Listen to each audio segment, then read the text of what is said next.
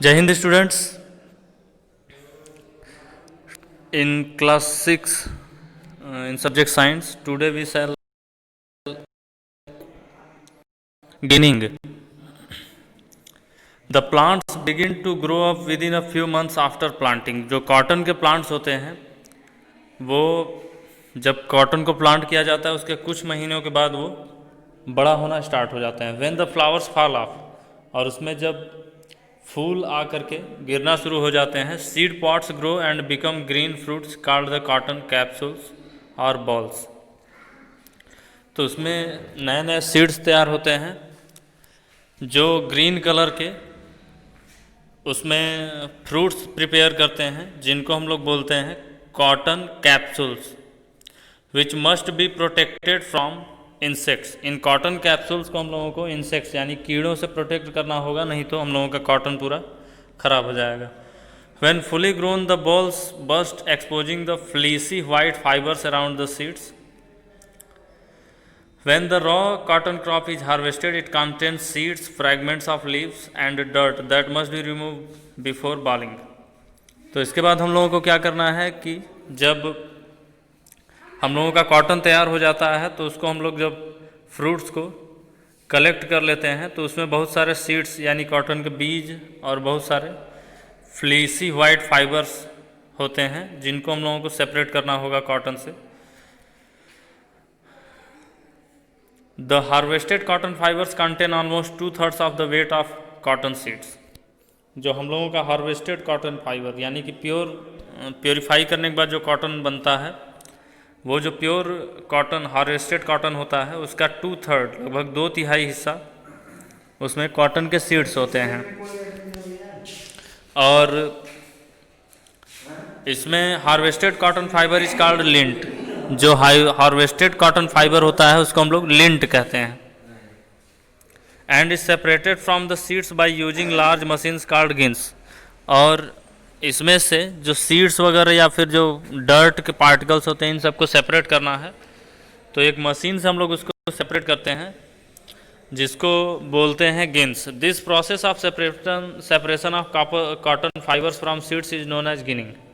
तो कॉटन के बीज से कॉटन को सेपरेट करने के प्रोसेस को ही बोला जाता है ginning.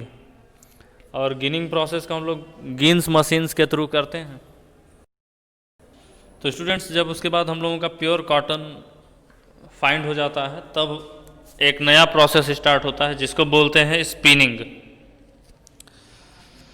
The process of transforming cotton fibres into yarn और थ्रेड इज कॉल्ड स्पिनिंग। तो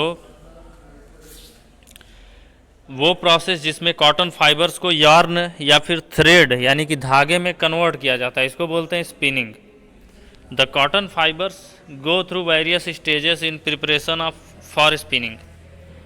तो स्पिनिंग करने के लिए कॉटन फाइबर्स को बहुत सारे स्टेज से गुजरना होता है। Spinning involves drawing out the short fibres from the mass of cotton and twisting them together into a long continuous thread. तो कॉटन फाइबर्स को लंबे लंबे फाइबर्स में ले करके सारे फाइबर्स को एक साथ ट्विस्ट करके यार्न या फिर थ्रेड तैयार किया जाता है। Spinning of yarn is an old practice which started by simply twisting the fibres in the hand. Yarn की स्पिनिंग जो है वो बहुत ही पुराने टाइम से की जा रही है, जिसमें हाथों से कॉटन के फाइबर्स को लेकर के स्पिन किया जाता था। Later hand spindle came into use. बाद में एक हैंड स्पिंडल मशीन जिसको चरखा भी कहा जाता है वो यूज में लाया गया। The spindle twist the fibres until they become yarn. और स्पिंडल जो है तब तक उसको ट्विस्ट करता रहता था जब तक कि यार्न पूरा बन नहीं जाता। इसके बाद the finest thread used for muslin और spun on hand spindle called takli. और सबसे पतला थ्रेड जब तक कॉटन का तैयार किया जाता था पहले के टाइम में तो टकली मशीन से तैयार किया जाता था। Later spin wheel was discovered. बाद में स्पिन व्हील यानी कि चरखे का डिस्कवर किया गया और due to which the continuous and faster production of yarn become possible. चरखे के आविष्कार से बहुत ही तेज़ी से हम लोग यार्न यानी कि कॉटन के धागे तैयार कर सकते थे। The hand operated spinning wheel called charkha, hand operated spinning wheel को चरखा कहते हैं, was used in India, Bharat में इसको यूज किया गया था, and was popularized by Mahatma Gandhi in his and his followers.